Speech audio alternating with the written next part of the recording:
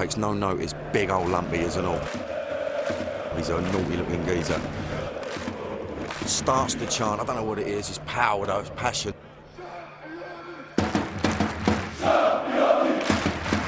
And then he puts it down, pipes at everyone. Make sure everyone's singing. Right, takes everyone in. And if there ain't no one singing, he digs them out, he'll find them. Right mad mince pies, do you know what I mean? Like that, bosh. And the singing paid off, as Dinamo ended up 4-1 winners.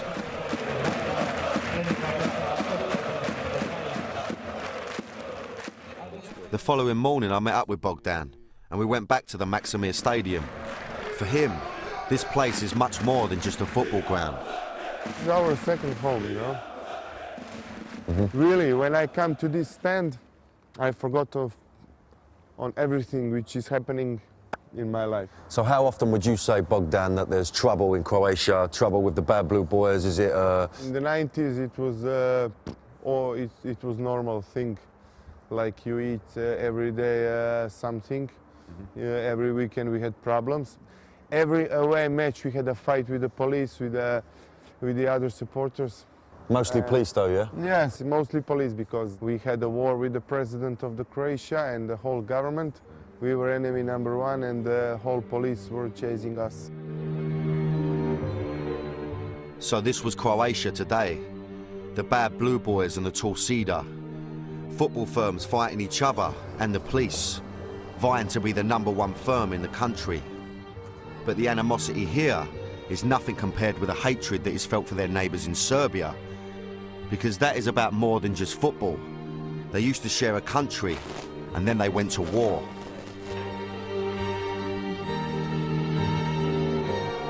And it was the firms who went to the front line. I cannot tell you with the words what do I feel against them. They are our biggest enemies. So stay with us, because later I'm going to find out about the football riot that was the start of a war. Both sides had stockpiled rocks in the stadium beforehand so they could use them as weapons. And I'll be travelling to Serbia and get to see the dark side of Belgrade.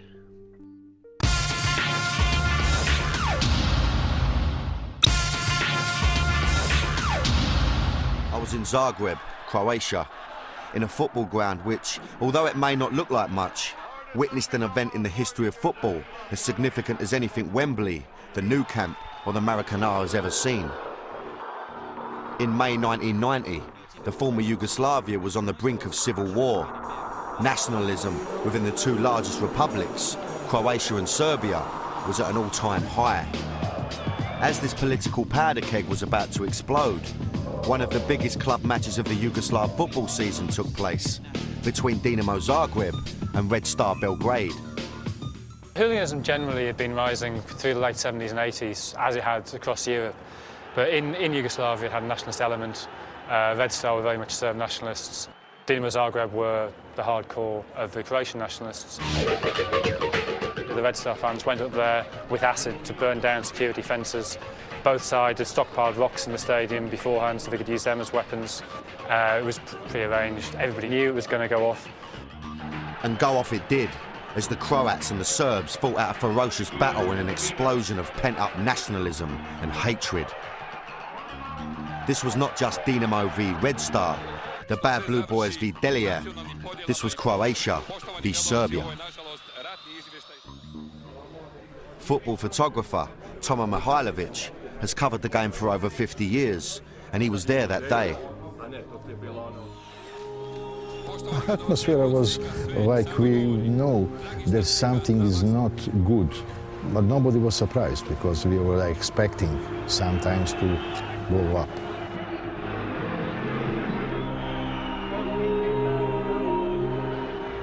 During the game, the Red Star fans started tearing up the seats in this end.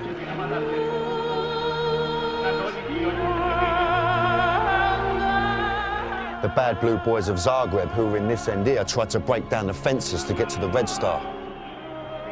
They beat back the police, who, being mostly Serbs, came in for special attention from the Bad Blue Boys.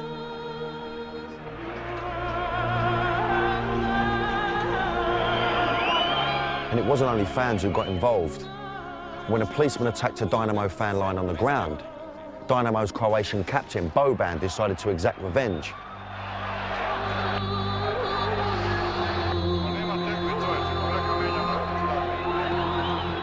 Boban's kick was a symbolic moment. It was the beginning of the end for Yugoslavia. For me, it was a sad day. It was a terrible day, and I was feeling that I'm losing something. I have to forget all friends, all clubs and everybody, you know. And I'm feeling that is something we came to the end. And I was sorry about that. And Tomo was right. As a year later, it wasn't punches and kicks that were being exchanged.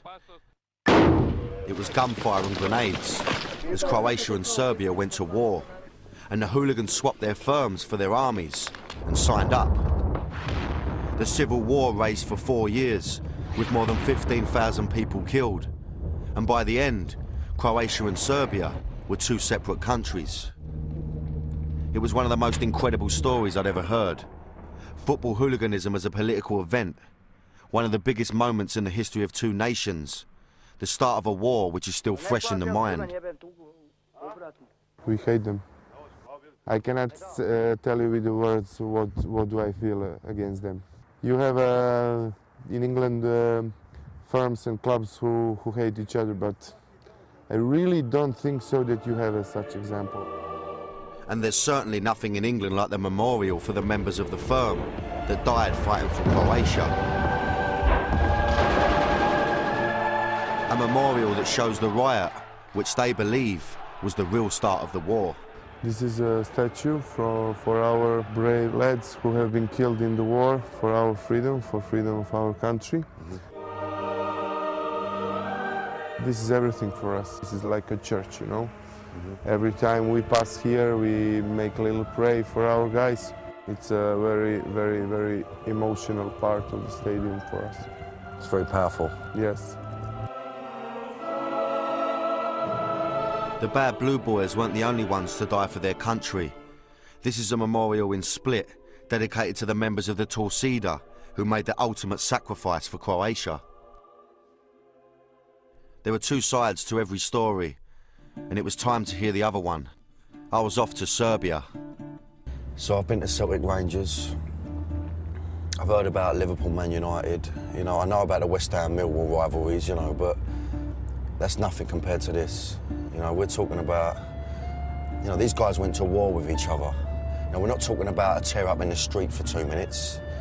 You know, we're not talking about ambushing a pub. We're not talking about having it off with the old bill. You know, we're talking about these guys signed up, got given guns, went to the front line.